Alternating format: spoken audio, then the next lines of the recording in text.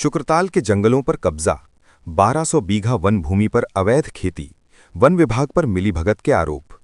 मुजफ्फरनगर तीर्थनगरी शुक्रताल के जंगलों में बड़े पैमाने पर सरकारी वन भूमि पर अवैध कब्जे का मामला सामने आने के बाद प्रशासनिक हलकों में हड़कंप मच गया है।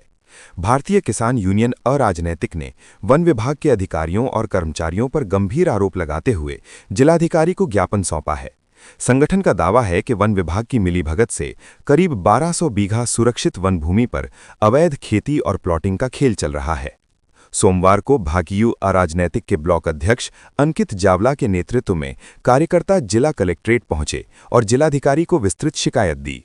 संगठन का आरोप है कि शुक्रताल क्षेत्र में नदी पार बुकड़ी के जंगल में बड़े पैमाने पर सरकारी जमीन पर कब्जा कर लिया गया है और वहां गेहूं और गन्ने की फसल उगाई जा रही है।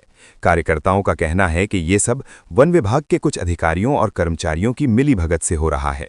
सरकारी जंगल में खेती और प्लॉटिंग का आरोप।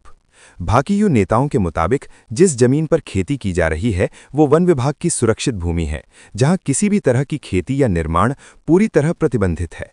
इसके बावजूद वहां वर्षों से अवैध रूप से खेती की जा रही है। इतना ही नहीं, संगठन ने आरोप लगाया कि तीर्थनगरी के आसपास की बेशकीमती वन भूमि पर अवैध प्लॉटिंग कर उसे बेचा भी जा रहा है, जिससे सरकारी संपत्ति को भारी नुकसान हो रहा है। वन सिपाही पर पेड़ों की कटाई और वसूली के आरोप। शिकायत में वन विभाग के सिपाही अमित कुमार पर भी गंभीर आरोप लगाए गए हैं। संगठन का कहना है कि हाजीपुर क्षेत्र में खड़े कीमती और पुराने शीशम के पेड़ों को अवैध रूप से कटवा दिया गया। इसके अलावा आरोप है कि सिपाही ने शिवधाम के पास खरीदे गए अपने निजी प्लॉट में वन विभाग की जमीन से मिट्टी उठवाकर भराव कराया।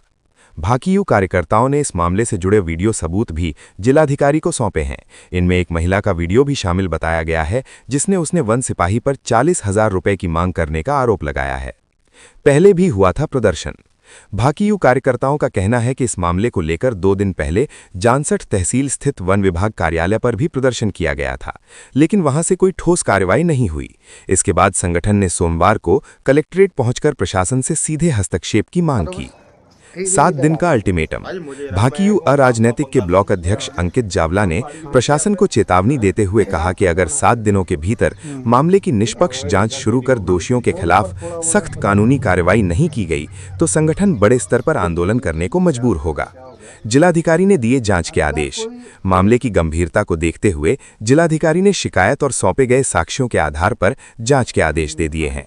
प्रशासन ने आश्वासन दिया है कि जांच पूरी तरह निष्पक्ष होगी और यदि आरोप सही पाए जाते हैं तो संबंधित अधिकारियों और कर्मचारियों के खिलाफ कड़ी कार्रवाई की जाएगी। इस खुलासे के बाद वन विभाग के स्थानीय अधिकारियों और कर्मचारियों में हड़कंप मचा हुआ है, जबकि अब सबकी नजर प्रशासन की कार्रवाई पर टिकी हुई है। मैं अंकित जावला, भारतीय किसान यूनियन राजनीतिक तहसील अध्यक्ष जानसठ। क्या मामला है? आप यहाँ डीएम ऑफिस पे? आज हम यहाँ डीएम कार्यालय पर अपने राष्ट्रीय प्रवक्ता श्री धर्मेंद्र मलिक जी के आदेश पाए हैं। शुक्रताल क्षेत्र में वन विभाग की लगभग 1800 बीघे जमीन पर रेंजर ने माफियाओं को पैसे लेकर और उसमें गेहूं बुआ दिए गए हैं, जो आज फसल भी तैयार होगी। और वहाँ क्षेत्र में जो वन विभाग की जमीन थी उस पर प्लॉट कटवा दिए गए डीलरों के, और वे प्लॉट पर मकान भी बनवा दिए गए। और वहाँ एक सिपाही है अमित पवार, उसने वहाँ शुक्रताल में एक प्लॉट लिया शिवधाम के आसपास, और उस प्लॉट का भराव उसने जंगलात की मिट्टी से करा। जो शुक्रताल में टिल्ले हैं उन टिल्लों से मिट्टी उठा करा, जिसके वीडियो हमारे पास है।